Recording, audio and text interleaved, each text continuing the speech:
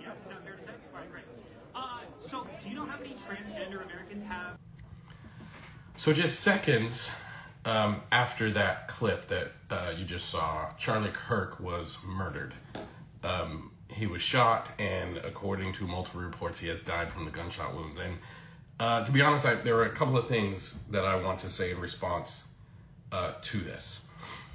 The first thing I want to say is this is an incredibly sad and sickening event. I think, I've seen a lot of people expressing sadness because Charlie Kirk was a young family man, so thus this is sad. And I think that actually is part of the problem, that we think somehow because he was a 31-year-old family man, that makes it any sadder than anyone else who loses their lives. We need to be able to treat life like it's precious, regardless of how that person lives their lives and regardless of whether or not you agree with how they live their lives. I view Charlie Kirk as a disgusting person with disgusting views.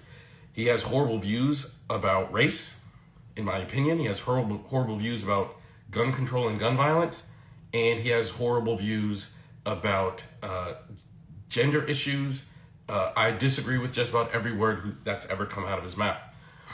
But that fact does not mean I can't be sad for the fact that a human being lost their lives in a gruesome way. Do not let moments like this steal your compassion. Compassion is the very thing that makes us human. And do not let anything steal your compassion, because it makes you less human. The other thing I will say is I'm shocked that we're here. I can't believe we're here as a society, as a country. I can't believe we're here as a people. But I can tell you, I think part of the reason that we are here is because in this current time, we have normalized hate language. You can see it on social media in the way people comment and the way people post. You can see it in the news. You can see it even in the White House in the way people talk about certain groups of people.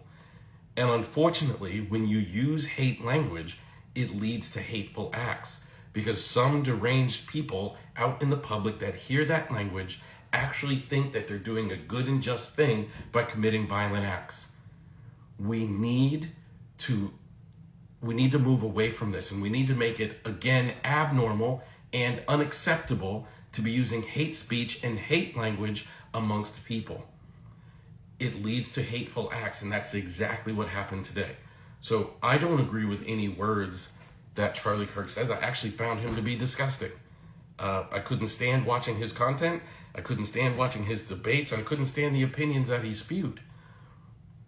But I have compassion for him. Not because he's a young Christian man and how sad it is that he's lost his life, but because he's a human.